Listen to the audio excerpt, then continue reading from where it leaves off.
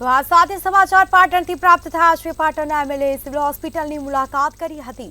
સમાચાર સામે આવી રહ્યા છે। સિવિલ હોસ્પિટલની મુલાકાતે તેઓ પહોંચ્યા। કિરીટ પટેલે ધારપુર સિવિલ હોસ્પિટલની મુલાકાત કરી દર્દીઓની વિવિધ સમસ્યાઓને લઈને માહિતી મેળવી હતી। વિવિધ વોર્ડમાં જઈ અને દર્દીઓ સાથે પણ વાતચીત કરી। દર્દીઓને અપાતા ભોજનની ગુણવત્તાની પણ ચકાસણી કરવામાં આવી છે। તો દર્દીઓને કયા પ્રકારનું ભોજન આપવામાં આવે છે તે અંગે પણ ચકાસણી કરવામાં આવી।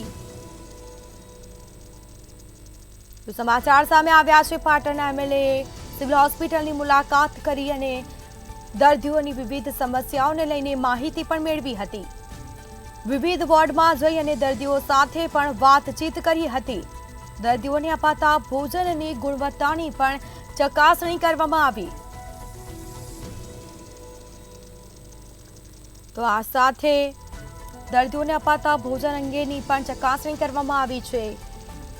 દર્દીઓને કયા પ્રકારનું ભોજન આપવામાં આવે છે તે અંગે પણ ચકાસણી કરવામાં આવી છે। પાટણના એમએલએએ સિવિલ હોસ્પિટલની મુલાકાત કરી હતી। તબીબો સાથે પણ વાતચીત કરી। કિરીટ પટેલ ધારપુર સિવિલ હોસ્પિટલની મુલાકાત કરી હતી। દર્દીઓની વિવિધ સમસ્યાઓને લઈને પણ માહિતી મેળવી। તો વિવિધ વોર્ડમાં જઈ અને દર્દીઓ સાથે પણ વાતચીત કરી હતી। દર્દીઓને અપાતા ભોજનની ગુણવત્તા પર ચકાસણી કરવામાં આવી છે। તો પાટણના એમએલએએ સિવિલ હોસ્પિટલની મુલાકાત કરી હતી।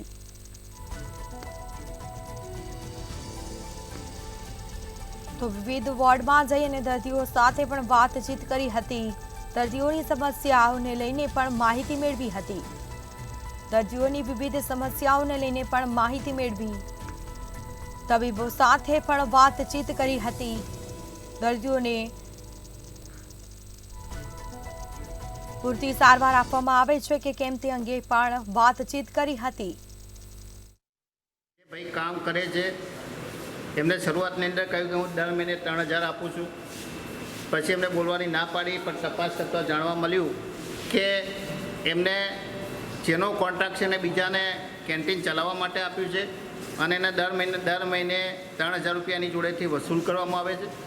કાયદેસર રીતે જેનું ટેન્ડર હોય એ જ ચલાવી શકે અને આ બાબતની જાણ મેડિકલ આરએમઓને પણ કરી છે અને એમની વિરુદ્ધમાં કાર્યવાહી કરવાનું જણાવ્યું છે। જો તાત્કાલિક આ ટેન્ડર રદ કરી અને નિયમ મુજબ ખરેખર જેનું ટેન્ડર હોય ને કામ ચલાવવામાં નહીં આવે તો આગામી સમયની અંદર આ બાબત અમે બહુ ગંભીરતાથી લઈશું અને જરૂર પડે તો ધારપુર આ બધી જે સુવિધાઓ મળતી નથી, લોકો હેરાન થાય છે, જે ગેરરીતિ ચાલી રહી છે એના બાબતે ટૂંક સમયની અંદર ધારપુર હોસ્પિટલ ખાતે ધરણા પણ કરીશું।